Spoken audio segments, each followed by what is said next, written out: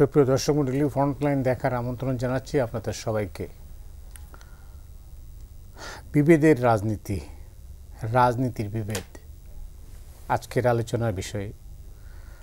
আমাদের সঙ্গে আলোচনায় যোগ দেবেন, আমাদের সঙ্গে রয়েছেন Mujibur Rahman Manju, chairman AB party. Manju ভাই, স্বাগত আপনাকে। আর এরপরে আছেন ইয়াং লিডার আর ডাক্তার রাকিব আল হাসান, রাজনৈতিক বিশ্লেষক। আপনাকে স্বাগত জানাচ্ছি। ধন্যবাদ। বিষয়টা যেটা হলো যে বিভেদের রাজনীতি, রাজনীতির বিভেদ। প্রেক্ষাপট আমরা ভুলে যাই, অতীত থেকে আমরা শিক্ষা নিই না, আর অশান্তির মধ্যে, অনৈক্যের মধ্যেই একটা শান্তি খুঁজতে চাই। এটা হচ্ছে আমাদের জাতিগত সমস্যা।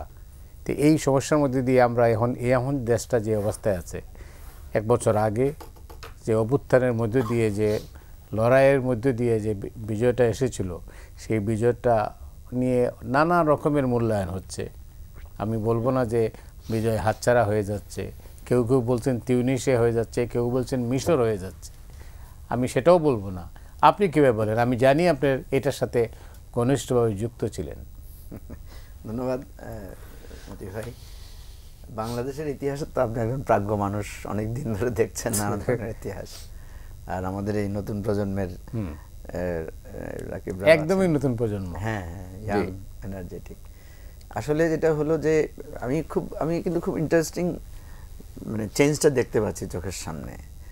যে এই আপনি দেখেছেন যে বিএনপি জামাত এত ক্লোজলি একটা লম্বা সময় ধরে বন্ডিং ছিল তাদের।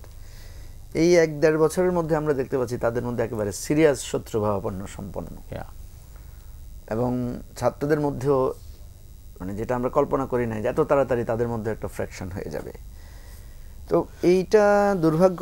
এটা আমাদের যে আমরা খুব দ্রুত বর্তমানকে মানে গ্রহণ করে ফেলি আর অতীতকে পেছনে ফেলে যাই, এবং অতীতেরও আবার দীর্ঘ অতীতের সম্পর্কে আমরা খেয়াল করি না।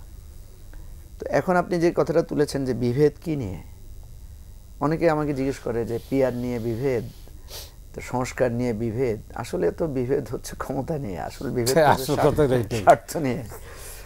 তো ওই কথাগুলো বলতে গেলে হয় কি, ফর্মালি বলা যায় না, ইনফর্মালি আমরা অনেক কথা বলি।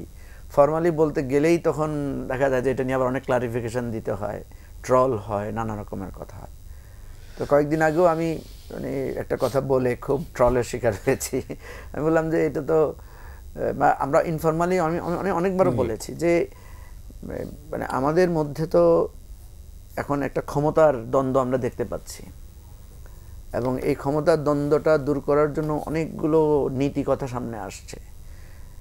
তো এই দ্বন্দ্বটা দূর করার জন্য যেমন প্রথম দিকে বলা হয় যে একটা জাতীয় সরকার হলে মনে হয় ভালো হতো। আমার কাছে তা মনে হয় না। জাতীয় সরকার হলে এখন এসে বলা হতো গন্ডগোলটা জাতীয় সরকার হওয়ার কারণে হয়েছে, তার চাইতে ভালো হতো যদি একটা নিরপেক্ষ সরকার হতো। এটাই হতো আমাদের স্মৃতিতে। আমরা যেহেতু অনেকে বলছে যে বিপ্লব হলে ভালো হতো, এত সাংবিধানিক সিস্টেমে থাকা যেত না। বিপ্লব হলে আমরা বলতাম যে সাংবিধানিক ধারাবাহিকতা রক্ষা করা দরকার ছিল, না হলে সব কথার মূল কথা হচ্ছে যে আমাদের এখন ভাবতে হবে যে এই যে আমরা এখন মনে করছি যে অতীত সব শেষ, নতুন একটা জায়গা শুরু হয়েছে, কিন্তু দেখবেন কোনো না কোনোভাবে আমরা পুরানো জায়গায় আসলে ঘুরপাক খাচ্ছি। তো সেজন্য আমার প্রস্তাব ছিল যে এমন একটা কাজ করা যায় কিনা, সেটা হচ্ছে যে অসুবিধা যেগুলো নিয়ে সেগুলো দূর করার জন্য একটা ঐকমত্যের সরকার করা যেতে পারত। এখন এখানে আমরা মূল প্লেয়ার দেখতে পাচ্ছি বিএনপি এবং জামাতকে। এর আগে ছিল বিএনপি এবং আওয়ামী লীগ। আপনি যদি দেখেন 91 সালের নির্বাচনে টোটাল সিচুয়েশনটা ছিল এরকম যে নতুন একটা প্রেক্ষাপট আসছে এরশাদ চলে যাওয়ার পরে। তখন আওয়ামী লীগের খুব দাপট ছিল, আওয়ামী লীগকে মনে হচ্ছিল অ্যাপারেন্টলি তারাই খুব প্রভাব বিস্তার করবে, কিন্তু নির্বাচনের ফলাফলে দেখা গেল যে ফলাফল একেবারে উল্টো, বিএনপির পক্ষে চলে গেছে। এই নিরপেক্ষ নির্বাচন যদি হতে পারে, কখনোই একটা সঠিক হিসাব মিলে নাই, হিসাব উল্টে গেছে। এটা 96-তেও হয়েছে, 2001-এও হয়েছে। এবারও আমি যেটা ভয় পাচ্ছি, মতি ভাই আপনার শোতে এসে হয়তো বলতে সাহস করি, অন্য জায়গায় করতে একটি হয়, আমাদের কিন্তু একটা দেশের জন্মটা হয়েছে একটা অদ্ভুত বিষয় নিয়ে, নির্বাচনের ফলাফল বাস্তবায়ন করতে পারি নাই। কিন্তু আমি একটা ভয় পাচ্ছি যদি সত্যিকার অর্থে এবারে একটা কোনো সুষ্ঠু নিরপেক্ষ নির্বাচন হয়ও ধরে নিলাম, আমি কিন্তু শঙ্কিত হবে কিনা, যদি হয় সেই ফলাফল আমরা মানতে পারবো কিনা, আমি সেটাই নিয়ে একটু শঙ্কিত আছি। কারণ নির্বাচনের আগ মুহূর্তে যে কতগুলো একটার পর একটা ঘটনা ঘটছে, নির্বাচন আসা পর্যন্ত পরিস্থিতি কোন দিকে গড়ায়, রাজনীতি কোথাকার পানি কোথায় গিয়ে দাঁড়ায়, এবং ঘটনা উল্টাও হয়ে যায় কিনা। যেমন এখন যেমন বিএনপি শুধু ইলেকশন বলছে, এমন হতে পারে যে বিএনপি তখন এসে বলবে যে আর এখন আর ইলেকশন দরকার নাই। কারণ এটার একটা ছোট্ট নমুনা আমরা দেখেছি যে ছাত্র সংসদ নির্বাচনে আমরা দেখছি যে বিএনপি কিন্তু ছাত্র সংসদ নির্বাচন চাচ্ছে না। এর আগে যখন আমরা লোকাল গভর্নমেন্ট ইলেকশনের কথা বলেছি, সেটাও দেখা যাচ্ছে বিএনপি চাচ্ছে না। এর না চাওয়ার কারণটা কি? ইলেকশন তো ইলেকশন, সব একই মানুষই তো ভোট দেবে। স্থানীয় সরকারে যারা ভোট দিবে, জাতীয় নির্বাচন তো একই ভোটার। তাহলে স্থানীয় নির্বাচনের হতে গেলেই আমার কাছে মনে হয় যে একটা ভয় ভীতি কাজ করে যে ফলাফলের এটার প্রভাব হয়তো জাতীয় নির্বাচনে পড়তে পারে। তো মূল কথা, আপনার এই কথাটা আমি প্রথম স্পেলে এটাতেই শেষ করি, সেটা হচ্ছে এই বিভেদটা যদি আমরা সচেতনভাবে দূর না করি এবং দূর করার জন্য যদি একটা ঐকমত্য আমাদের মধ্যে প্রতিষ্ঠিত না হয়, তাহলে কিন্তু ইলেকশন আর একটা নতুন সমস্যা তৈরি করবে এবং সেটা সহসা সমাধান করা যাবে না বলে আমার কাছে মনে হচ্ছে। মঞ্জু ভাই, অনেক ধন্যবাদ আপনাকে। রাকিব, আপনি তো শুনলেন মঞ্জু ভাই কিন্তু এটা শেষ কথা যেটা বলেছেন, এই নির্বাচন থেকে কিন্তু একটা বিপদের সমূহ সম্ভাবনা আছে। আপনার কি মনে হয়? জি, আপনাকে ধন্যবাদ মঞ্জু ভাইকে এবং দর্শকদেরকে শুভেচ্ছা জানাই। মঞ্জু ভাইয়ের সাথে বিভিন্ন ফোরামে ডিপ্লোম্যাটিক নাইটে দেখা হয়, প্রথমবার ডিবেট অংশে ওনার সাথে বললাম। যাই হোক, উনি একটা কথা বলেছিলেন যে সব কিছুর আসলে দ্বন্দ্বটা ক্ষমতা নিয়ে। ক্ষমতার দ্বন্দ্ব চিরকালীন, এটা ইউনিভার্সাল ট্রুথ। পৃথিবীতে প্রত্যেকটি রেজিম, প্রত্যেকটি সিস্টেমে ক্ষমতার দ্বন্দ্বটা খুব চিরকালীন। আর এই মুহূর্তে দেখুন, আমাদের গত এক বছরের বেশি সময় পার হয়ে গেল অন্তর্বর্তীকালীন সরকারের। আমাদের অনেকগুলো ঐক্যমত কমিশন গঠন হলো। ঐক্যমত কমিশনের শেষ পর্যায়ে আসে এখন এগুলো কীভাবে বাস্তবায়িত হবে, কিংবা এগুলো কীভাবে, কে বলছে ইলেকশনের আগে, কে বলছে ইলেকশনের পরে, আবার জুলাই সনদ, কে বলছে পার্লামেন্ট ছাড়াই করবে। তো অনেক দ্বিধাদ্বন্দ্ব কিন্তু তৈরি হচ্ছে। তার সব কিছু মূলেই কিন্তু ক্ষমতা। আর সবচেয়ে যে বড় বিষয়টি আমি দেখলাম গত কয়েকদিনে, সেটি হচ্ছে কি, যে এই সরকারটি যে গঠিত হলো সুপ্রিম কোর্টের 106-এর সুপারিশ বা রেফারেন্সে, সেটিকে আবার জামাত চ্যালেঞ্জ করতেছে। মানে ওটা হাস্যকর যুক্তি আমার কাছে মনে হলো। আপনি এক বছর ঐক্যমত কমিশনে পার্টিসিপেট করলেন, ইভেন 5ই আগস্ট পরে যখন সেনাপ্রধান জেনারেল ওয়াকারুজ্জামান সর্বপ্রথম কিন্তু জামাতের আমিরকে ডাকলেন। তো আপনি এক বছর সব ফল ভোগ করলেন, ঘরে ফসল তুললেন, এখন শেষ মুহূর্তে এসে আপনি আবার বলতেছেন যে এই সরকার বৈধতা নিয়ে আপনি প্রশ্ন তুলতেছেন। এখন কোনো সন্তান কিন্তু তার পিতার এক্সিস্টেন্স নিয়ে কিন্তু প্রশ্ন তুলতে পারে না। জামাতেরও আমি জানি না, জামাত ইতিহাসে যদি আপনি পর্যালোচনা করেন তাহলে 1947, 71, 86 আরও অনেক সময় জামাত হিস্ট্রিক্যাল মিস্টেক করেছে। তো আমার কাছে কেন জানি মনে হচ্ছে জামাত এবারও আর একটা হিস্ট্রিক্যাল মিস্টেক করতে যাচ্ছে এবং তাদের সামনে কিন্তু আবার একটা বিরাট সুযোগ। কী কারণ, কেন মনে হয়? দেখুন, মনে হচ্ছে কারণ হচ্ছে, ধরুন আপনি এক বছর পরে এসে যদি আপনি 106-কেও অবৈধ বলেন, সরকারকে অবৈধ বলেন, এখন সরকারকে যদি আপনি অবৈধ বলেন তাহলে হচ্ছে কি সরকার আর 3টি অর্গানিক বডি কিন্তু আপনি সংবিধানকে যদি না মানা হয় বা সংবিধানে যদি অনুচ্ছেদ ফলো না করা হয়, তাহলে আর 3টি অর্গানিজম বডি কিন্তু ইনভ্যালিড হয়ে যায়। একটি হচ্ছে বিচার বিভাগ, নির্বাহী বিভাগ এবং আইন বিভাগ। এবং এই জামাত যে আপনার বৈধতা ফেরত পেল, তার প্রতীক মার্কা নিবন্ধন ফেরত পেল এবং তাদের এটিএম আজাদ সহকারে অন্যান্য নেতাদের কর্মীদেরকে জামিন মুক্ত করলো, তখন সেগুলো কিন্তু প্রশ্নবিদ্ধ হয়ে যায়। শুধু তাই নয়, আপনি যদি খেয়াল করেন তারা কিন্তু 116 অনুচ্ছেদের যে সাংবিধানিক রিটের করলো, সেটাও তাহলে কিন্তু এটাও অবৈধ হয়ে যায়। এবং শুধু তাই না, তারা কিন্তু ত্রয়োদশ সংশোধনী এবং পঞ্চদশ সংশোধনী, ত্রয়োদশ সংশোধনী কি পিটিশন রিভিউ করতে পাঠালো, আংশিক বাতিল চাইলে পঞ্চদশ সংশোধনী, প্রত্যেক জিনিস কিন্তু সাংঘর্ষিক। তো এখন এই জিনিসগুলো যদি জামাত চায় তাহলে কিন্তু আবার এই সরকার কিন্তু, আমার কাছে মঞ্জু ভাইয়ের সাথে আমি আরেকটা বিষয় যোগ করতে চাই ওনার কথার বাইরে গিয়ে, একটা হচ্ছে ধরুন এই সরকার কিন্তু অন্য ধরনের একটা চ্যালেঞ্জে পড়তে যাচ্ছে।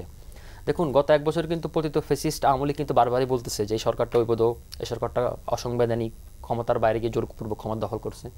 তো এই ধরনের প্রশ্ন কিন্তু ফ্যাসিবাদরা করে যাবে, আজম নয় করে যাবে। ক্ষমতার বাইরে যতদিন থাকবে ততদিন তারা এটা করবে, আসলেও করবে। কিন্তু এই সরকার কিন্তু রানিং এক্সিস্টিং থাকা অবস্থায় কিন্তু এই চ্যালেঞ্জের মুখে পড়তে যাচ্ছে। ইভেন জামাতে কিন্তু সে প্রশ্ন তুলতেছে। আপনি দেখেন বিএনপিও কিন্তু এই সরকার দ্বারা অনেক কিছু ফেসিলিটেড হয়েছে বা তারা কিন্তু এই সরকারকে চ্যালেঞ্জও জানাচ্ছে, প্রতিবাদ জানাচ্ছে, অনেক কিছু সরকারের সাথে একমত হচ্ছে না, কিন্তু এই সরকার যে বৈধ, এই সরকারের যে বৈধতা নাই, এই প্রশ্ন কিন্তু বিএনপি যাচ্ছে না। তো সুতরাং এটা কিন্তু একটা মারাত্মক একটা সংকটের দিকে যাচ্ছে, মানে আমাদের যত ডে বাই ডে যাচ্ছে। আর লাস্ট কথা হচ্ছে কি, মঞ্জু ভাইয়ের কথা থেকে সূত্র ধরে আমি একটু যোগ করি, সেটা হচ্ছে দেখুন, আপনি যদি এখন এই মুহূর্তে আমাদের এই যে পিআর ইস্যু বা অন্যান্য যে যাবতীয় ইস্যুগুলো, সেই ইস্যুগুলো যদি মীমাংসা হয়ে আপনি নির্বাচন এবং নির্বাচনের ফল যদি আপনার মেনে না নেওয়ার মানসিকতা থাকে এবং আপনি নির্বাচন বয়কট করবেন, বর্জন করবেন এবং কোনো পার্টি নির্বাচন বানচাল করারও হুমকি দিয়েছে, এবং সেই ধরনের কোনো একটা জিনিস যদি হয়ে থাকে, তাহলে ধরুন এই সরকার কিন্তু কমিটেড যে জুনের মধ্য পর্যন্ত, ইভেন আমি যতটুকু জানি জুলাই 18 হয়তো তার বৈধতা জুন 26 পর্যন্ত তাকে মেয়াদ দেওয়া হবে, তার মধ্যে ফেব্রুয়ারিতে ইলেকশন হচ্ছে যাচ্ছে আমরা মোটামুটি সবাই জানি। তো সেক্ষেত্রে যদি এখন এই মুহূর্তে ইলেকশনটি যদি কোনো কারণে না হয়, আমি যদি 5 to 10% সম্ভাবনা ধরে থাকি, তাহলে ধরুন এই সরকার কিন্তু মানে পাওয়ার এক্সিস্ট করতে পারবে না। সুতরাং এই সরকার যদি না করতে পারে, তাহলে নতুন আরেকটি মেকানিজমের দিকে আমাদের যেতে হবে, নতুন আরেকটি পন্থার দিকে আমাদের যেতে হবে। তো সেই পন্থাটা কিন্তু আবার পতিত ফেসিবাদকে ফেরত আনবে, মানে ক্ষমতার আগেই ফেরত আনবে। তো সুতরাং এই জিনিসটি কারণ আমরা উপলব্ধি করতে পারতেছি না, এটা আমাদের একটা রাজনৈতিক বড় সংকটের জায়গা। আর একটা জিনিস বড় একটা সংকটের জায়গা আমি দেখি, সেটা হচ্ছে কি 2024-এর যে গণ অভ্যুত্থান ছিল, সেটা ছিল আমাদের একটা রাজনীতির সংকট, আমাদের একটা সামাজিক সংকট, সেটা আমাদের অস্তিত্বের সংকট ছিল না। কিন্তু জামাত এটাকে বারবারই অস্তিত্বের সংকটের দিকে নিয়ে যাচ্ছে, এটাকে 71-কে রিপ্লেস করার চেষ্টা করতেছে। এবং এই 71-কে যদি রিপ্লেস চেষ্টা করেন, এবং শুধু তাই নয়, আপনি কিন্তু জুলাই সনদটাকে যেভাবে বলা হচ্ছে, আমি একটু জুলাই সনদ একটু বলতে চাই। যেমন জুলাই সনদটা কিন্তু এটা একটা মানে এটা মিউচুয়াল পলিটিক্যাল আন্ডারস্ট্যান্ডিং, এবং এটা কিন্তু কোনো সাংবিধানিক কোনো পার্ট না, এটাকে আপনার রেফারেন্স হিসেবে যুক্ত করতে পারেন, এটা কিন্তু আইন না, সংবিধানের উপরে এটাকে স্থান দেওয়ার চেষ্টা করা হচ্ছে। তো সুতরাং আমাদের এই একটি মানে এটা কিন্তু একটা সংকট। এখন এই ধরনের সংকটগুলো যে আগামী 10 বছর 20 বছর পরে যে আবার আসবে না, সেটা গ্যারান্টি কিন্তু আমরা দিতে পারি না। সুতরাং আপনি যে একটা ব্যাড প্র্যাকটিস যদি আপনি এস্টাবলিশমেন্ট করতে চান, তাহলে আগামীতে আমাদের আরেকটি গভর্নমেন্ট আসলে সেও এই কাজগুলো করবে, এবং এই ব্যাড কালচার যদি আপনি বারবার রিপিটেশন করেন, তাহলে আমরা রাষ্ট্র হিসেবে দাঁড়াতে পারবো না। এটা একটা আমাদের বড় সংকটের জায়গা দেখি। রাকিব, অনেক ধন্যবাদ আপনাকে। মঞ্জু ভাই, আপনার একটা কমেন্ট আমার সামনে আছে, সেটা হচ্ছে কয়েকটি রাজনৈতিক দলের জেদ ও ভুলের কারণে নির্বাচন হুমকির মুখে পড়তে পারে। আপনার কেন মনে হয় এটা? নির্বাচনই হবে না, তাইলে কেমনে হবে? আমাদের যেটা সমস্যা হয় যে সেটা হলো যে জেদের কথাটা আমি যেটা বললাম আর কি। দেখেন, গত কয়েকদিন আগেও আমরা দেখলাম যে বিএনপি, আমরা যখন ঐকমত্য কমিশনে বসি, অ্যাজ ইফ আলোচনাগুলো এমনভাবে হয় মনে হচ্ছে যেন বিএনপি ক্ষমতায় আসবে এবং বিএনপি ক্ষমতায় আসলে তার ক্ষমতা চালানোতে কী কী অসুবিধা হবে সেই জিনিসগুলোকে ওনারা রেফারেন্স হিসেবে সামনে আসছেন, যে আপনারা এত সংস্কারের কথা বলছেন, এত সংস্কার করলে এক্সিকিউটিভ বডি অ্যাক্ট করবে কীভাবে, কাজ করবে কীভাবে। তো মনে হচ্ছে ওনারা এক্সিকিউটিভ বডিতে যাবেন এবং এক্সিকিউটিভ বডি কীভাবে কাজ করবে এইটা প্রচ্ছন্নভাবে এটা মনে হচ্ছে।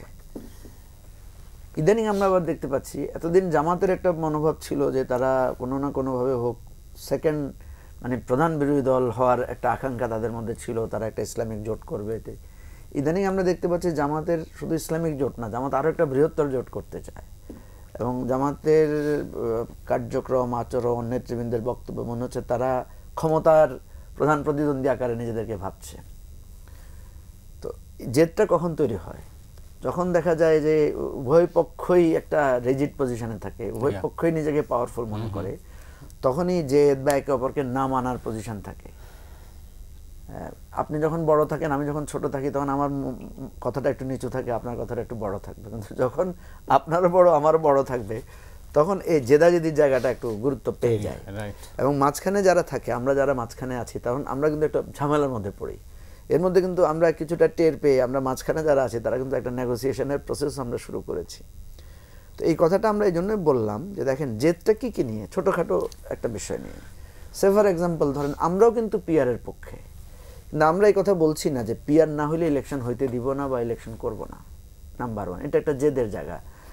মানুষ, আমাদের দেশের মানুষরা হয়েছে কি, এটা আপনি আমাদের মানুষ সম্পর্কে আপনি জানেন যে আমাদের দেশের মানুষরা মধ্যপন্থা পছন্দ করে, যখনই কোনো রিজিড পজিশন থাকে তখন হয় না।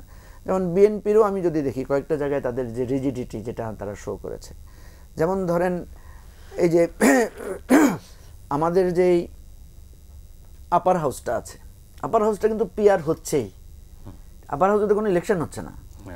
পিআরটা এখন যে ফরম্যাটে প্রপোজ করা হয়েছে সেটা হচ্ছে সিটের পিআর। আমরা বলছি এটা আপনারা ভোটের পিআরে দেন। জাস্ট একই পিয়ার, ভোটের পিয়ার আর সিটের পিয়ারের মধ্যে একটা পার্থক্য আছে। তো বিএনপি এটা মানতে চাচ্ছে না। আমি যদি ধরেই নিলাম যে বিএনপি মনে করছে যে লোয়ার হাউসের সে একটা মানে 2/3 হোক 1/3 হোক সে একটা শক্তিশালী পজিশন থাকবে, তো আপার হাউসে আপনার কর্তৃত্ব একটু যদি খর্বও হয়, আপার হাউসটা করা হয় কেন? লোয়ার হাউসকে তো কিছুটা দায়বদ্ধতা দেওয়ার জন্য। তো এখন যদি ওইটারই একটা রেপ্লিকা হয় তাহলে আসলে আপার হাউস তো কর্মহীন হয়ে যাবে। তো এই জায়গায় আমরা কিছুটা অবাক হয়েছি যে বিএনপি এখানেও রিজিট টিল। আমরা কিন্তু অনেক আশা করেছিলাম যে বিএনপি এখানে কিছুটা ছাড় দেবে, কারণ আমরা কিন্তু লোয়ার হাউসে ছাড় দিয়েছি। তো এই যে দেখেন আমাদের এই যে জুলাই সনদটার এত কিছু করার পর একটা খুঁত থেকে যাচ্ছে যে বিএনপি এবং আরও তাদের সমমনা কয়েকটা দল কিন্তু তারা কিছু নোট অফ ডিসেন্ট দিয়েছে। কোথায় কোথায় নোট অফ ডিসেন্ট দিয়েছে দেখেন, সেটা হচ্ছে যে কমিটি গঠনের কিছু বিষয়ে, যেমন তত্ত্বাবধায়ক সরকারের একটা জায়গায় আমরা কোনোভাবেই চেয়েছি যে তত্ত্বাবধায়ক সরকারটা যাতে প্রশ্নবিদ্ধ না হয়, কিন্তু বিএনপি ওই 1 আফটার 1, 3rd বা 4th স্টেজে গিয়ে বিএনপি বলতেছে এটা পার্লামেন্ট করবে। আমাদের আশঙ্কা হচ্ছে তখন ওই সে ইচ্ছা করে পার্লামেন্ট করা আর প্রধানমন্ত্রী পছন্দ মতো একজনকে করাটা একই কথা হয়ে যাচ্ছে। তো এই সমস্ত জায়গায় আমরা এই ছোটোখাটো জেদের জন্য, আমি কিন্তু খোলামেলাই বলি, বিএনপি কিন্তু গত 15 বছর ধরে ক্ষমতায় আসার জন্য একটা সম্ভাবনাময় দল। কারণ 14তেও তাকে হারানো হয়েছে জোর করে, 18তেও জোর করে নেওয়া হয়েছে, 24এও হারানো হয়েছে।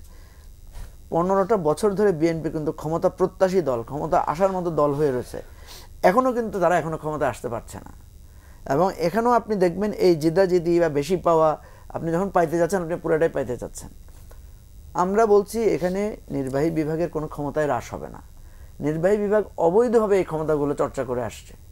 এবং এটা যদি হয়, যেমন প্রধানমন্ত্রীর ব্যাপারে ওনারা বলছেন, ওনারা অনেক ত্যাগ স্বীকার করেছেন যে 10 বছরের মধ্যে ওনারা রাজি হয়েছে। আরে 10 বছর পর্যন্ত কোনো প্রধানমন্ত্রী তো ছিলই না বাংলাদেশে, যা ছিল যেটা ছিল ওটাকে পালায় যেতে হয়েছে।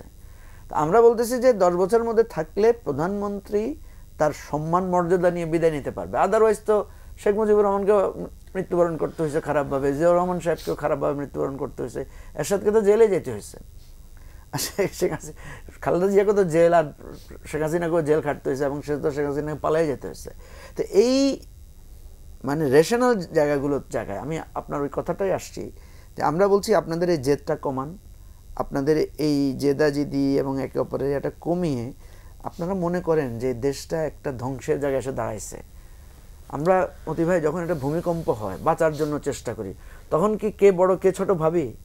তখন তো পিয়ন হোক, এমডি হোক, অফিসার হোক, সবারই তো একটা লক্ষ্য থাকে। আমরা বলতে চাচ্ছিলাম যে ভাই দেশের অর্থনীতি ভয়ানক রকম খারাপ অবস্থা, বিশ্ব রাজনীতিতে আমরা একদম দুটো ভার্নারেবল পজিশনে আছি। একটা হচ্ছে রোহিঙ্গা ইস্যুটা নিয়ে আমরা চরম একটা বিপদগ্রস্ততার মধ্যে আছি। ভারতের সাথে আমাদের একটা পানির সংকটটা যে ভয়ানক আকারে যাচ্ছে, বাংলাদেশ তো মানে আমি তো মনে করছি এটা ইন্টারন্যাশনাল হস্তক্ষেপ ছাড়া আমরা এখান থেকে কোনোভাবে রেহাই পাবো না। আর যে ট্রাম্প নামক যে মানে মানে একটা অদ্ভুত জিনিস আজকে পৃথিবীর ঘাড়ে চেপে বসছে, তো এই সব মিলিয়ে আমরা কেউই এই জিনিসটা উপলব্ধি করছি না। এবং আপনার প্রথম কথাটাই আমি আপনাকে বলি যে আমরা কেউই শিক্ষা নিচ্ছি না। মঞ্জু ভাই অনেক ধন্যবাদ। এই পর্যায়ে রাকিব, মঞ্জু ভাই যেটা বললেন বা আমরা অতক্ষণ শুনলাম, আপনি একটু আগে বলছিলেন 106 নিয়ে যে বিতর্কটা হচ্ছে, এই বিতর্কের পরিণতি তো খুবই খারাপ। জি হ্যাঁ, তো এই বিতর্ক থেকে আমরা বের হয়ে আসবো কিভাবে? জি, আপনাকে আবার ধন্যবাদ। দেখুন আসলে আমি আগের পার্টে স্পেলে বলেছিলাম যে আসলে এই মুহূর্তে আপনি এগুলো নিয়ে বিতর্ক তৈরি করা মানে আপনি ইচ্ছে করে নৈরাজ্য করার চেষ্টা করতেছেন। কারণ এই মুহূর্তে কোনো দলে কিন্তু ধরেন এই নৈরাজ্য কার স্বার্থে? এটা জামাত করতেছে, কিন্তু কার স্বার্থে করতেছে সেটা আমার ধারণা যে সেই নিজেও এটা বুঝতেছে না এটা কার স্বার্থে যাবে। কারণ আমি আপনাকে আগের টার্মে আমি হিন্টস দিয়েছিলাম। মঞ্জু ভাই একটা কথা বলছেন যে বিএনপিও তো রিজিট কোনো। হ্যাঁ, আমি বিএনপির রিজিট সেই পজিশনটা আসতেছি, ওনার কথাও আসতেছি আমি। সেটা হচ্ছে কি আগে 106 নিয়ে বলি। দেখুন আপনি ওরা ওই মঞ্জু ভাই যে কথাটা বললো যে এতদিন পর্যন্ত জামাত আসলে নিজেকে এইভাবে চিন্তা করছে যে সে প্রধান বিরোধী হতে যাচ্ছে, আর এই মুহূর্তের বাস্তবতা সে নিজেকে প্রধান ক্ষমতাধীন হিসেবে আসন করতেছে। এখন হচ্ছে কি সে মনে করতেছে যে সব কিছু তার ফেভারেবল কন্ডিশনে যেতে হবে। এখন আমি আগেই বলেছিলাম যে জামাত হিস্ট্রিক্যাল টাইমে সে ভুল করে, এবং জামাতকে আমি বলতে চাই ক্রিকেটের সাউথ আফ্রিকা, গুরুত্বপূর্ণ ম্যাচে সে চোখ করে। জামাতও এই মুহূর্তে যখন সে একটা ভালো সুযোগ তার সামনে রয়েছে, সে তখন এখানে চোখ করতেছে, বারবারই চোখ করতেছে। এখন এই জিনিসটা যদি আপনি টান দেন, সামহাও কোনো কারণে এই জিনিসের কারণে যদি আপনি ইলেকশন ব্যাঘাত হয়, ইলেকশন না হয়, কিংবা এই সরকারের এক্সিস্টেন্স চলে যায়, তখন যেটা আসবে সেটা কিন্তু পতিত ফেসিবাদে আসবে। সুতরাং এটা আমাদের কারোর জন্যই মঙ্গল হবে না। এবং আমরা গত 1 বছরে অনেক ভুল ত্রুটি আমাদের ছিল, অনেক আশঙ্কা, শঙ্কা, সম্ভাবনা সব দূরে ঠেলেও কিছু তো অর্জন আমাদের আছে। ধরেন আমাদের ঐক্যমত কমিশনে ঠেকায় পড়ে হলো কে কিছু কিছু মানছে, এবং ধরেন এটা কিন্তু 91-এর যে 3 জোটের রূপরেখার বাইরে গিয়েও আমি এটা চিন্তা করতে চাই। এবার হয়তো ধরেন মোটা দাগে যেই সরকার ক্ষমতা আসুক না কেন 100% না হলে সে মোর দেন 50% তার মানতেই হবে, কারণ না হলে তার ক্ষমতা খুব চ্যালেঞ্জের মুখে পড়বে, তাই না? কারণ জেনজিদের যে একটা আন্দোলন চলতেছে, সারা ওয়ার্ল্ড ওয়াইড যে একটা ডাইমেনশন চলতেছে, সুতরাং তাকে আবার কিন্তু ঠেকাবার অনেক কিছু মানতে হবে। তারপরে ইলেকশনকে পরবর্তী তত্ত্বাবধায়ক সরকারকে ম্যানিপুলেট করা, জোর করে ক্ষমতা থাকার ব্যাপারটা, এটা কিন্তু তাকে মানতে হবে। সুতরাং এটা আমরা মনে করি একটা অর্জন, কিন্তু সেই অর্জনের প্রাগ ঐতিহাসিক মুহূর্তে কিন্তু আমরা সেই ভুলের দিকে যাচ্ছি, এবং এটা কিন্তু খুব ডেঞ্জারাস একটা ইস্যু করতেছে। আর মঞ্জু ভাইয়ের রিজেক্টের কথাবার্তার সাথে আমি একটু বলি, সেটা হচ্ছে ধরুন আপার হাউসের পিআর, সেটা বিএনপি যে ফরম্যাটে চাচ্ছে সেটাতে আমরাও চাচ্ছি না। কারণ হচ্ছে সেটাতে যদি আপনি করেন তাহলে ওই আমাদের এক্সিস্টিং যে নারীদের মতো হবে, মানে এটা তো আসলে ডেমোক্রেটিক প্রসেসে থাকা না থাকা একই কথা। বরং যদি আপনি ওই সিটের আশঙ্কা আনুপাতিক হারে আপনি করেন আপার হাউসে পিআরটা, তাহলে ধরেন আপনি আরও 100 জন যদি হয়, 100 জনকে আপনি রাষ্ট্রীয় খরচে পুষতেছেন, আর কোনো লাভ হচ্ছে না। এবং আমরা যে মূলত চাচ্ছিলাম যে একটা জবাবদিহিমূলক একটা চেক অ্যান্ড ব্যালেন্স থাকা দরকার, এবং চেক অ্যান্ড ব্যালেন্সের জন্যই তো আসলে পিআর ব্যবস্থাটা বা পিআরের কনসেপ্টটা নিয়ে আমরা কাজ করতেছি দীর্ঘদিন থেকে।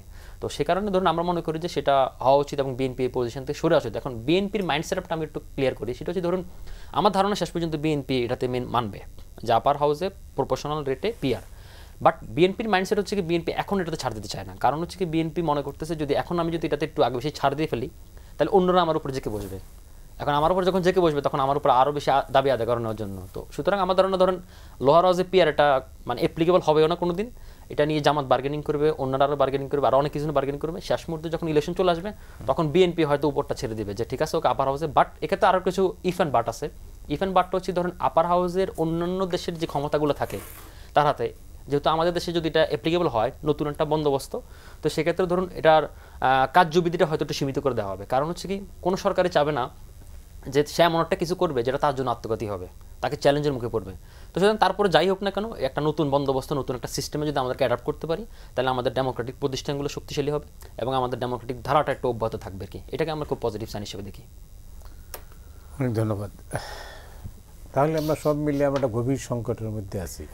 না, সংকটে আমরা ছিলাম বিভিন্ন সময়ে, কিন্তু সংকট থেকে তো আমরা উত্তরণ ঘটেছে। কথা হচ্ছে যে এই যে সংকটে পড়ি আবার বিপদে পড়লে আবার হয়, যেমন যতবারই সংকট বা বিপদ হয়েছে বিএনপি জামাত তো একজোট হয়েছে, সংকট কেটে গেছে, আবার নিজেরা ঝগড়া শুরু করেছে। এবারও একই রকমের ভাবেই, এর আগে এরকম ঝগড়া ছিল না।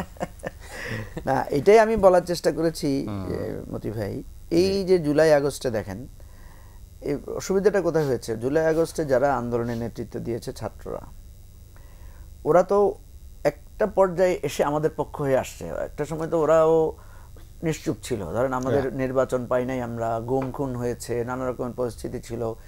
এই জেনজিকে তো আমরা দেখি নাই যে আমাদের পক্ষ হয়ে রাস্তায় নামতে, ঠিক আছে? আমরা যখন সংগ্রাম করেছি আমরা কিন্তু কোনোভাবেই এই ফ্যাসিবাদকে হটাতে পারছিলাম না। ঠিক চূড়ান্ত একটা আন্দোলনের নানা বৈষম্য বিরোধীর প্রতিঘাতের মধ্যে দিয়ে তারা যখন এসে দাঁড়িয়েছে, তখন আমরা কিন্তু ওদেরকে এই প্রশ্নটা করি নাই, তোমরা এতদিন কোথায় ছিলা, তোমরা কোত্থেকে আসলা, তোমরা কারা কর্মসূচি দিচ্ছ, আমরা কি এই প্রশ্ন তুলি নাই তো। তাহলে আমি যদি একদম স্বার্থগত জায়গায় দেখি, আমাদের একটা স্বার্থ ছিল, এই সরকারকে আমরা হটাতে চাই, আমরা ওদের পেছনে মার্চ করেছি। ওরাও তখন আমাদেরকে বলে নাই যে আপনারা আমাদের সাথে আইসেন না, এটা আমাদের আন্দোলন, বলে নাই। ওরাও কিন্তু বলছে যে আপনারা সবাই আসেন, আমাদের উপর নির্যাতন হচ্ছে, আপনারা আসেন। এবং এই যে আমরা সবাই একাকার হয়ে গেলাম একটা পয়েন্টে, এবং হয়েছি বলেই কিন্তু আমরা ঐতিহাসিক একটা বিজয়, ঐতিহাসিক একটা, বাংলাদেশ তো পৃথিবীতে একটা নজির সৃষ্টি করেছে। এইরকম গণ অভ্যুত্থান পৃথিবীতে তো আপনি একই রকম ভাবে আরেকটা মিলাতে পারবেন না। এরপরে এসে এখন আমি কেন বলছি তোমরা কারা, বা ওরাও বা কেন বলছে আপনারা বালির বস্তা সরাইতে পারেন নাই, আপনারা এটা করতে পারেন নাই, এই জায়গাটা আমার কাছে খুবই সিগনিফিক্যান্ট। হিস্ট্রিতে এটা আলোচনা হওয়া দরকার যে কেন আমরা এই জায়গায় এসে, সেদিন করি নাই প্রশ্ন, আজকে কেন এই প্রশ্নটা তুললাম। এই বিভেদটার জন্য মতি ভাই আমি কিন্তু এই সরকারকে দায়ী করব। এই মানে আমি কিন্তু শুরু থেকে বলছি প্রফেসর ইউনূসকে যে সারা জীবনের জন্য হলো স্যারকে আমি এই প্রশ্নটায় বিদ্ধ রাখবো যে উনি পারতেন এই ঐক্যটা, ইউনিটিটা তৈরি করতে। এটা সত্য, প্রফেসর ইউনূসের আমরা অনেক সমালোচনা করতে পারি। এই ধরনের পরিস্থিতিতে পৃথিবীর বহু জায়গায় গৃহযুদ্ধ হয়েছে, পৃথিবীর বহু জায়গায় রক্তারক্তি হয়েছে, কিন্তু প্রফেসর ইউনূসের সময় এটা হয় নাই। আমরা কিন্তু যত কিছুই বলি, আমরা এখন অনেক কিছু পাই নাই বলে অনেক বেদনা আছে, কিন্তু আমরা যেটা পেয়েছি এটা একটু বুঝতে পারছি না। প্রফেসর ইউনূস যখন চলে যাবে তখন বুঝতে পারবো যে মানে ওনার পজিশনটা কী ছিল। কিন্তু ওনার কাছে আমাদের একটা আবদার বা একটা প্রত্যাশা ছিল, উনি অন্তত এই জায়গাটা একটা উনি বলতে পারতো। উনি তো অনেক অদ্ভুত অদ্ভুত সুন্দর সুন্দর কথা বলেন। উনি আমাদের সবাইকে ডেকে বলতে পারতো আগামী 2 বছর বা 3 বছর বা 1 বছর আপনারা পরস্পর কেউ কারো বিরুদ্ধে কথা বলতে পারবেন না, এটা আপনাদের কাছে আমার অ্যাপিল। এবং উনি যদি এটা বলতেন জনগণ ওনার সাথে থাকতো। উনি দ্বিতীয়বার বলতে পারতেন আপনারা একে অপরের সাথে মানে জেলখানায় বলেন, রাস্তায় বলেন, রক্তে বলেন, কাঁধে কাঁধ মিলিয়ে কথা বলেছেন। আগামী 1 বছর আপনারা আমার সাথে কাঁধে কাঁধ মিলিয়ে থাকবেন, কেউ কারো দিকে আঙ্গুল তুলবেন না, কেউ কাউকে খোঁটা দিবেন না, ছোট করবেন না, এই আন্দোলনটা সবার। উনি ওইটা না করে করলেন কি, উনি প্রথমেই বললেন যে এটা ছাত্র জনতার আন্দোলন, ওরাই আমাকে দায়িত্ব দিয়েছে, ইত্যাদি ইত্যাদি। ভুল তো হতেই পারে মতি ভাই, উনি যেহেতু একটা অন্য জায়গায় ছিলেন, আসছেন, সেই ভুলটাও কিন্তু উনি আর সংশোধন করেন না। আমরা অনেকে কিন্তু সেই ভুলটা আমরা সবাই অনেকে ধরিয়ে দিয়েছে, সেটাও কিন্তু উনি কারেকশন করতে পারতেন। ফলে ওই ট্রাভেলের উপর দিয়ে আমরা চলে আসছি। এখনো আমি মনে করি সংশোধনের সুযোগ আছে, এখনো সংশোধনের সুযোগ আছে। সেটা কিভাবে? সেটা আমরা বলি না যে, আমরা জামাতকে বলি না যে জামাত 71-এর জন্য সরি বলুক, আমরা বলি না আওয়ামী লীগের যারা নির্দোষ আছে তারা সরি বলে তারা একটা মানে ওই প্রসেসের মধ্যে আসুক। হ্যাঁ, কারণ আমাদেরকে তো কোনো না কোনোভাবে একাত্মভাবে তো রাষ্ট্রটাকে করতে হবে।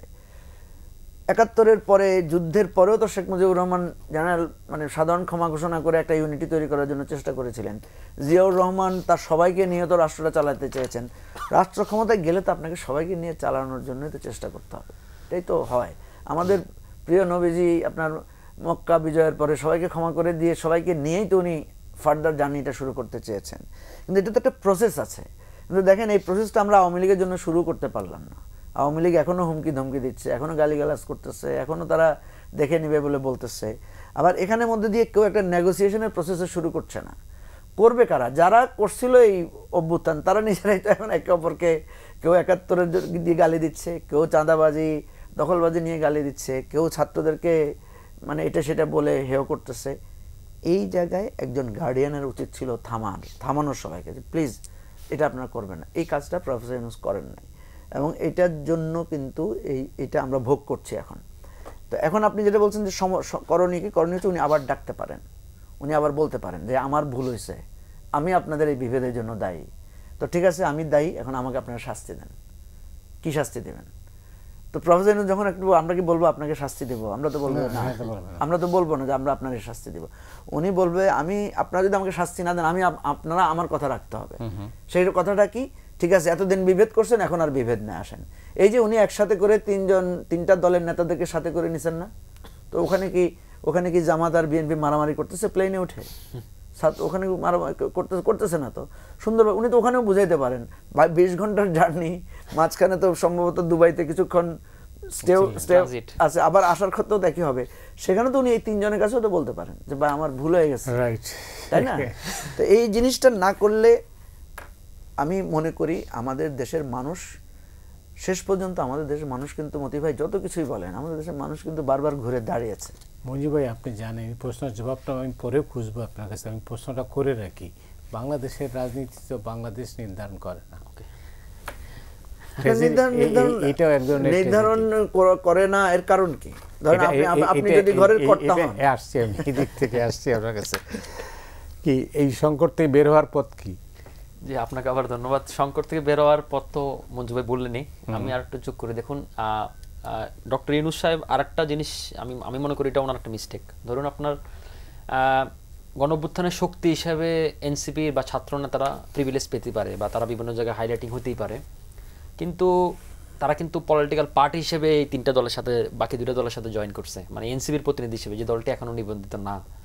তো আপনি যদি এই দলটি গঠিত হয়েছে 28শে ফেব্রুয়ারি থেকে, তারা আনুষ্ঠানিক যাত্রা শুরু করেছে এই বছরই, তো সেক্ষেত্রে কিন্তু অন্যান্য অনেক দল, মঞ্জু ভাইদের মতো দল বলতে পারে যে আমরা তো এই ব্যাপারে আমরা অনেক সংগ্রাম করলাম, আমরা আগে থেকে নিবন্ধিত দল, হ্যাঁ, তো আমাদের একজন কি রাখা যেত না, বা আমাদের কোনো মতামত নিতে পারতো না?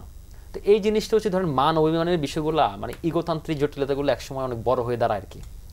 কারণ মঞ্জু ভাইয়ের দল বা অন্যান্য আরও যে দলগুলো আছে, ধরেন জোনায়েদ সাকির দল, মাহমুদুর মান্নার দল, আরও XYZ যারা আছে, তারা তো বলতে পারে। কারণ এই জায়গাগুলো তো ধরেন এগুলো কিন্তু খুব চোখে পড়ে। তো আমার ধারণা যে ধরেন এগুলা কি মেটিকুলাস ওয়েতে হচ্ছে কি না, বা নাকি সাবকনশিয়াস মাইন্ডে হচ্ছে তাও জানি না। তো আপনার একটা প্রশ্ন হয়তো ওনাই করছেন, আপনি চাইলে আমি এটার উত্তর দিতে পারি। সেটা হচ্ছে কি আমাদের রাজনীতি কারা নিয়ন্ত্রণ করছে। দেখুন, আমাদের 54 বছরে আমাদের রাষ্ট্রটা রাষ্ট্র হয়ে ওঠে নাই, আসলে জনগণের রাষ্ট্র হয়ে ওঠে নাই।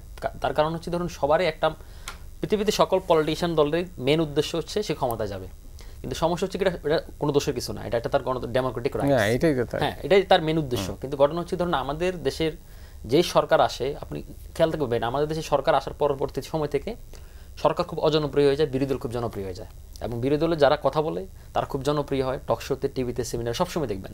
আবার ধরুন এখনকার যারা বিরোধী দল আছে, ধরুন বিএনপির কথা, বিএনপি যারা গত 15 বছর অনেক কথাবার্তা বলছে, আবার সরকারতে আসলে তারা আবার চ্যালেঞ্জের মুখে পড়বে, বরং যারা বিএনপি সমালোচনা করে তারা বেশি জনপ্রিয় হয়ে যাবে। এবং বিরোধী দলের পাস্ট ম্যান্ডেট থাকে, তারা আমি কীভাবে টাইনে নামাবো। এখন ক্ষমতার জন্য তো আপনি যে কিছু করতে পারেন, কিন্তু সমস্যা কিছু কি জানেন, সমস্যা কিছু যখন এই ক্ষমতা টানার জন্য আমার বিভিন্ন শক্তির তখন আশ্রয় প্রশ্রয় নিই, যেটা আমাদের পার্শ্ববর্তী দেশ ভারত করে না। ধরুন আমাদের ন্যাশনাল ইস্যুগুলোতে কনসিয়াসনেস হয় না কেন? যার কারণ হচ্ছে ধরুন আমাদের এখানে বিদেশি শক্তিগুলো খেলার সুযোগ পায়। আপনি দেখুন ভারতের, আমি দুটো উদাহরণ দিই, গত 1 বছরে যখন বাংলাদেশে 5 আগস্টের পরে ভারতের প্রত্যেকটি রাজনৈতিক দল তারা কিন্তু বসছে বাংলাদেশের ক্রাইসিস নিয়ে, সমস্যা বাংলাদেশে, তারা কিন্তু বসছে। আবার দেখেন ভারত পাকিস্তান যুদ্ধ হওয়ার পর তারা কিন্তু বসছে, কিন্তু বাংলাদেশের এই ন্যাশনাল ক্রাইসিসে তো কোনো পলিটিক্যাল পার্টি বসে না। এখন বাংলাদেশের ধরেন সরকার দলীয় প্রধান, যিনি প্রধানমন্ত্রী অথবা বিরোধী দলীয় নেতা, তার মধ্যে পার্থক্যটা কি? পাওয়ারে আসার নাই, আর তো কোনো পার্থক্য নাই, কিন্তু তাকে যে এরকম একটা ভিলেনভাবে দেখানো হয়, এই জিনিসটা যতদিন পর্যন্ত আমরা দূর করবো না, ন্যাশনাল পলিটিক্যাল পার্টিগুলোর মধ্যে আন্ডারস্ট্যান্ডিং থাকবে না, যেটা ওয়েস্ট কালচার আমরা দেখি, ততদিন পর্যন্ত আমাদের কিন্তু ভাগ্য নির্ধারণ বিদেশিরাই করবে। আরেকটা বিষয় আপনাকে আমি যোগ করি, ধরুন হচ্ছে কি আমাদের এই ক্ষমতার টানে হেসড়ে নামানোর জন্য যখন আমরা ওর বিরুদ্ধে আশ্রয় যাবো, তখন এখানে তখন তার এজেন্ডাগুলো বাস্তবায়ন হয়। আর মঞ্জু ভাই একটা কথা বলছিল যে আমরা এই মুহূর্তে অনেকগুলো সংকটের মধ্যে যাচ্ছি, রোহিঙ্গা ইস্যুটা উনি অ্যাড্রেস করেছে, তারপরে পানি, তিস্তার পানি বা পানি সংকট, বা আমি আরও কিছু যোগ করতে চাই, সেখানে ধরুন আপনার আইপিএস কোয়াড, আপনি যে দেখুন 20 সেপ্টেম্বর পর্যন্ত আমেরিকার একটা টিম তারা এখানে মহড়া করেছে, তারপরে দেখবেন এটা শেষ হওয়ার সাথে সাথে কিন্তু তারপর দেখেন মিয়ানমারে কিন্তু একটা নৌজাহাজ পাঠিয়েছে ইন্ডিয়া, বাংলাদেশে চাইনিজ একটা নৌজাহাজ আসলো, যে নৌজাহাজটা 3 বছর আগে হামবানটা আসার পরে তারা কিন্তু প্রশ্নবিদ্ধ হয়েছিল যে তারা গোপন মিশন চালাচ্ছে। তো এই জাতীয় একটা জিও পলিটিক্যাল পুলসিরাতের মধ্যে যখন আমরা পড়ে যাব, আর অ্যাট দ্য সেম টাইম যখন আমাদের মধ্যে আন্ডারস্ট্যান্ডিংগুলো থাকবে না, তখন তো আমরা রাষ্ট্রের সার্বভৌমত্ব নিয়ে আমরা রিস্কের মধ্যে পড়ে যাই। তো এই আমাদের যে ঐক্যমত কমিশন হচ্ছে, বা আমরা একটা ওয়েলফেয়ার রাষ্ট্র চাই, আমরা অনেক কিছু চাই, কিন্তু তখন এই জিনিসগুলো কেন অ্যাড্রেস করতেছে না, এবং এই পলিটিক্যাল পার্টির মধ্যে এই আন্ডারস্ট্যান্ডিং বা এই ম্যাচুরিটিটা কেন আসতেছে না, সেটা আমার একটা বড় প্রশ্ন।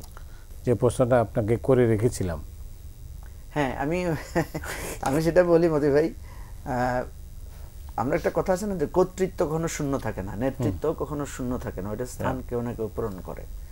আমাদের শরীরে যখন ইমিউন সিস্টেম ফেল করে, তখন ভাইরাস বা ব্যাকটেরিয়া তখন তার নিয়ন্ত্রণটা সে দখল করে নেয়। আমি ঘুমাইতে চাই না, আমার ঘুম চলে আসে, আমি হাঁটতে চাই, হাঁটতে পারি না, কলাপস করে। তো আমি এটা বলি যে আমাদের এই বিদেশি শক্তি আমাদের উপরে ভর করে বা নিয়ন্ত্রণটা তাদের উপর চলে যায় কেন? আমরা নিজেরাই তো আমাদের নিয়ন্ত্রণটাকে দুর্বল করে ফেলি।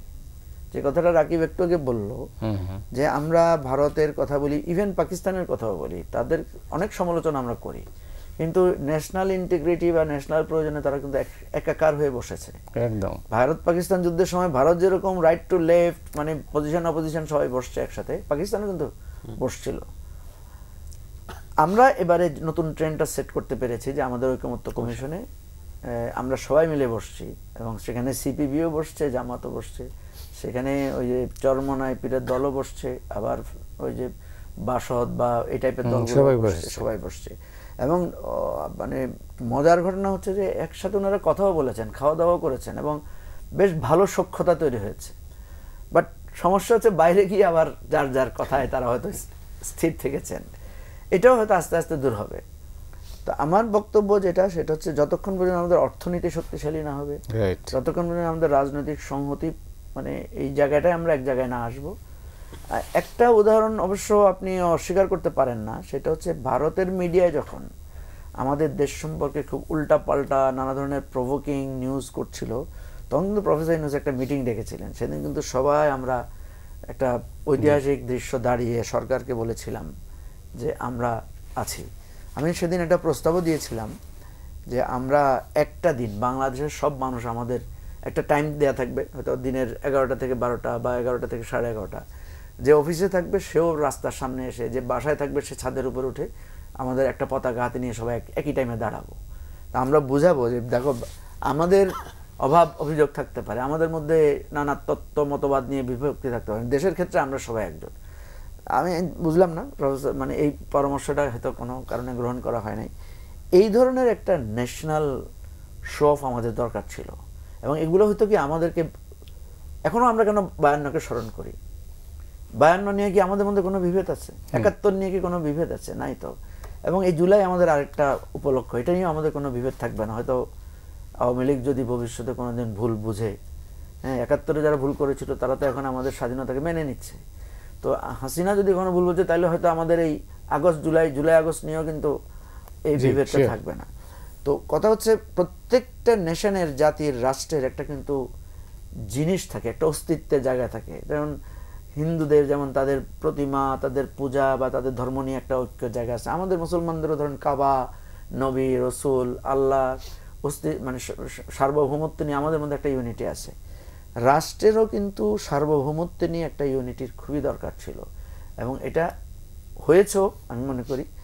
তো এই জন্য আমি আপনার ওই কথায় আসি, সেটা হলো যে এই বিদেশিরা আমাদের নিয়ন্ত্রণ করে, আমরা শুধু বিদেশিদের দোষ দিব, ষড়যন্ত্রের দোষ দিব, যে সীমান্তের ওই পার থেকে বা ওই আটলান্টিকের ওই পার থেকে এগুলো বলবো, কিন্তু নিজেরাই ওগুলোর ভিতরে থাকবো সারাক্ষণ, তাইলে এইটা তো কেউ এসে সমাধান করে দিবে না। বিদেশিরা আপনার আমাদের উপরে কর্তৃত্ব, প্রভুত্ব নিবে আমার দুর্বলতা থাকলে, দুর্বলতা না থাকলে তো নিতে পারবে না। তো এই জায়গায় প্রধানত আমরাও এখনো অনেকে আমাদেরকে তরুণ মনে করে, কিন্তু আমরা মনে করি এরা তরুণ প্রজন্মের প্রতিনিধি, বা আরো নিচের দিকেও যারা এবারে অভ্যুত্থানে কাজ করেছে, এই তরুণদেরকে তার এই রাষ্ট্র, কারণ আমাদের তরুণদেরকে তো শেখানো হয়েছে পাশ করে কেমনে বিদেশ চলে যাওয়া, এবং শিক্ষিত অশিক্ষিত একাকার। কারণ অশিক্ষিত বলে আমি ওটা বোঝাতে চাচ্ছি না, আমি বলছিলাম যারা একটু মানে লেখাপড়া করে নাই, তারা মনে করে যে আমি 6 লাখ টাকা 8 লাখ টাকা খরচ করে দুবাই চলে যাব, সৌদি আরব চলে যাব, কুয়ালালামপুর চলে যাব, ওখানে যে চাকরি করব, দেশ ছেড়ে চলে যাওয়ার একটা ট্রেন্ড ছিল। আর এখন তো আপার ক্লাসে শুরু হয়েছে যে ইন্টারমিডিয়েট পাস করতে না করতেই ছেলেকে কোনো একটা ইউনিভার্সিটিতে পাঠাবে, ওখানে ভর্তি, বিদেশে পাঠিয়ে দেওয়ার।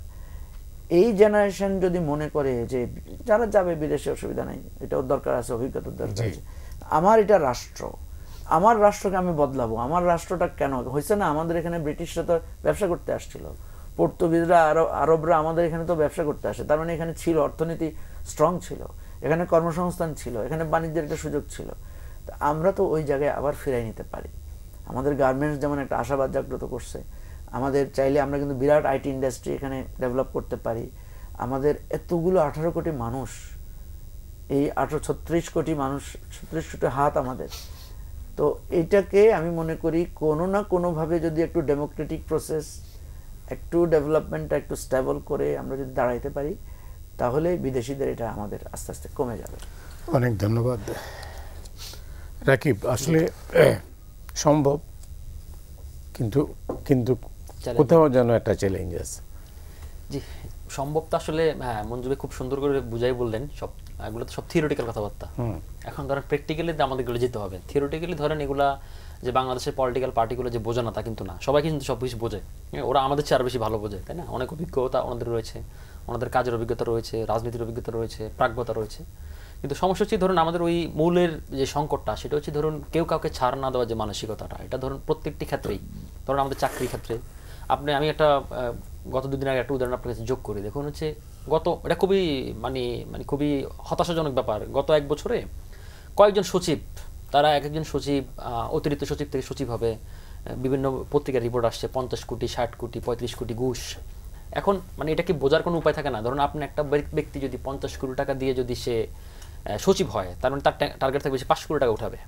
তো গত 1 বছর পরও যদি আমাদের এই কালচারটা যদি এখনো থেকে থাকে, এখন আমাদের এই পলিটিক্যাল অ্যাটমসফিয়ারে আমি মনে করি যে ঐক্যমত কমিশনারটা ডাইনেস্টিক ব্যাপার যোগ করেছে। আমি আশা করব আগামীতে যে দলই পলিটিক্যাল দল ক্ষমতায় আসুক না কেন, তারা এর চর্চাটা রাখবে, কারণ এটা একটা ডায়লগ, একটা ডিবেট, একটা আপনার ইনসাইট এক্সচেঞ্জ হওয়া। হ্যাঁ, তো এখন এই যে কালচারগুলো, এই কালচারগুলো যদি আপনি বেরোতে না পারেন, দুর্বৃত্তায়ন যে রাজনীতি, পুঁজিবাদী যে দুর্বৃত্তায়ন, হ্যাঁ, রাজনীতি যে দুর্বৃত্তায়ন, সেই রাজনীতি থেকে যদি আমরা বেরোতে না পারি, এবং কিছু জিনিস হচ্ছে কি ধরুন আপনি হাতে কলমে আইন করে আসলে দলগুলোকে বেঁধে দিতে পারবেন না। এখন ধরুন কোনো একটা পলিটিক্যাল পার্টি যদি মনে করে যে আমি 300 আসনের মধ্যে আমি 150 দুষ্ট লোককে আমি দিব, তাহলে এটা তো আপনার আমার কিছু করার নেই। আবার যদি সে যদি মনে করে যে আমি সেখানে টাকা পাচারকারী, তার টাকা দরকার, আমার ব্যবসায়ী গ্রুপ, সে ইলিগাল ব্যবসা করে, তারও একটা এস্টাবলিশমেন্ট দরকার, আমারও তার টাকার প্রয়োজন।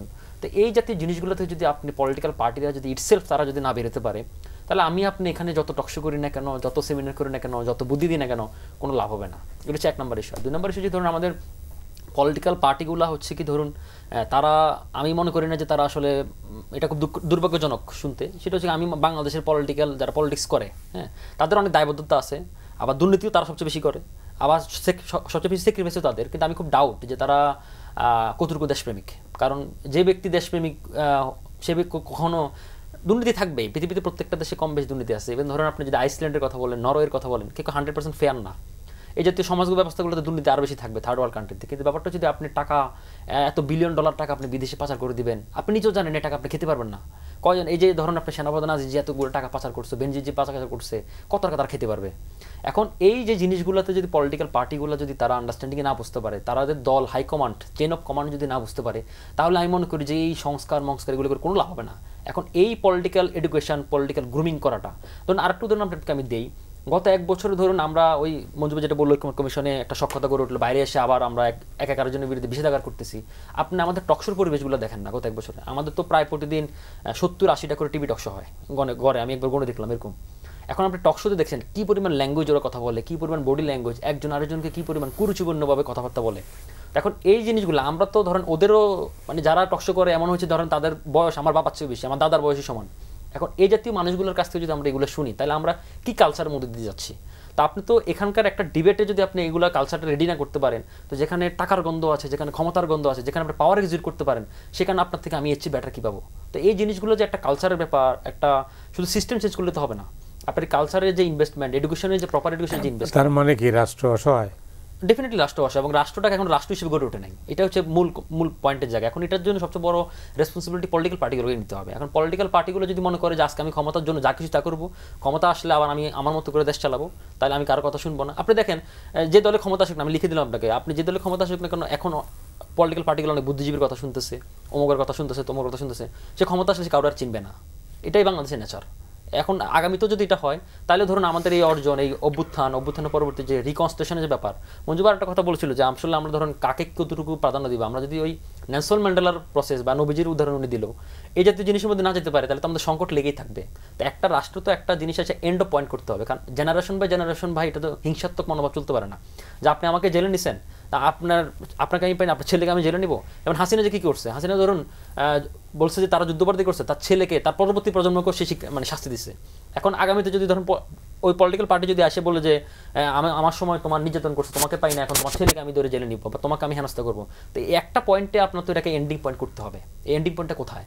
এন্ডিং পয়েন্টে তো কোনো মানে সুরা আমরা দেখতেছি না। এখন এই এন্ডিং পয়েন্ট না হলে তো রাষ্ট্র হিসেবে উঠতে পারবে না। উনি আর কিছু ভালো উদাহরণ দিয়েছে যে ধরেন একটা সময় আমাদের এখানে ওলন্দাজরা, ব্রিটিশরা এসে ব্যবসা করে গেছে, আমাদের তো অনেক সম্ভাবনা রয়েছে। ধরুন মঞ্জু ভাই গার্মেন্টসের কথা বললো, তারপর আইটির কথা বললো, আমি আর কিছু যোগ করতে চাই, আমাদের সিরামিক শিল্প, আমাদের ফার্মাসিউটিক্যাল শিল্প, তারপরে আমাদের যে পরিমাণ আপনি ইউকেতে যদি দেখেন আমাদের কত পরিমাণ ডক্টর এখানকার টপ পজিশনে রয়েছে, ইউএসএ রয়েছে, আমাদের নার্সিং ব্যবস্থা অনেক উন্নত হয়েছে।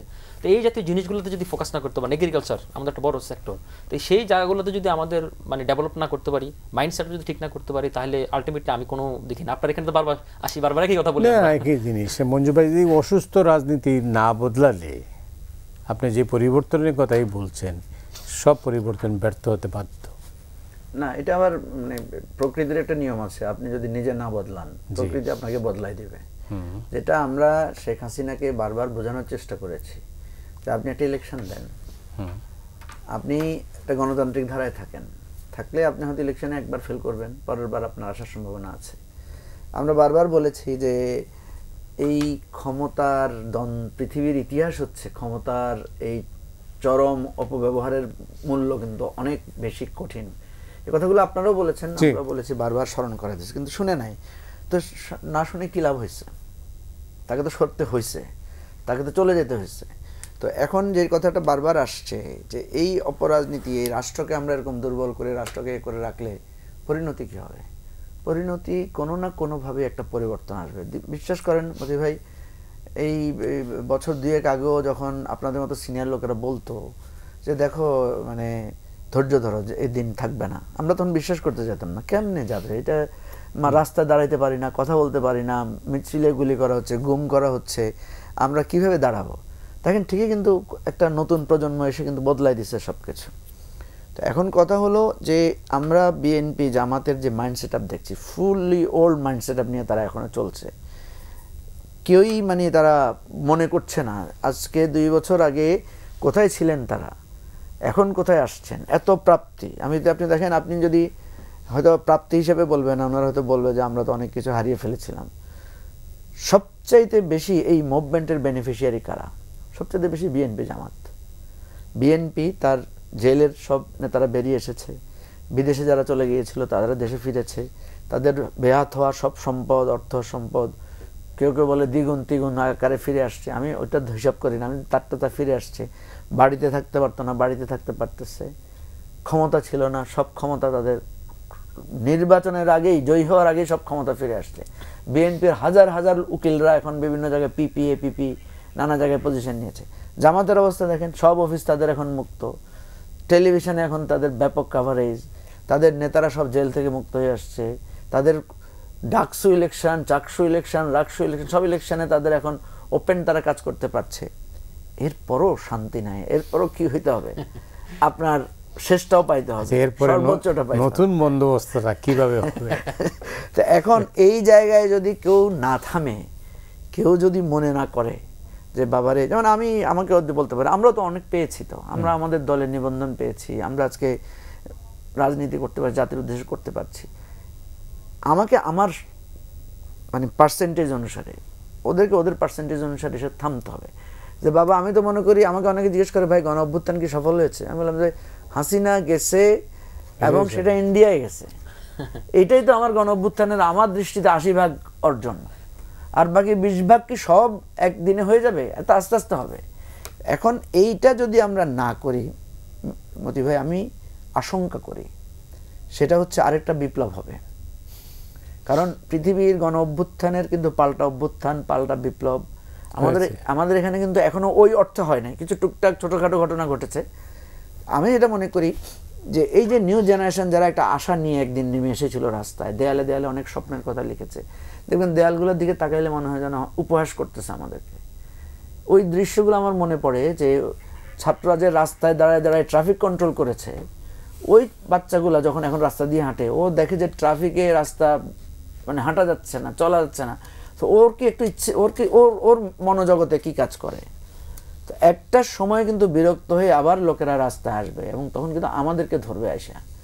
এখন তো আর হাসিনা নাই, আওয়ামী লীগ নাই, তো হাসিনা আওয়ামী লীগ তো হচ্ছে ক্ষমতার প্রতীক। ক্ষমতার প্রতীক যারা থাকবে তাদেরকে কিন্তু তারা সরাই দেবে এবং এবারে যে ভুলটা হয়েছে এই ভুলটা আর সামনে করবে না। মঞ্জু ভাই অনেক ধন্যবাদ আপনাকে আলোচনায় অংশ নেওয়ার জন্য। রাকিব আপনাকেও ধন্যবাদ। শেষ করতে হচ্ছে। দর্শক আজ এ পর্যন্তই। আপনারা সবাই ভালো থাকুন।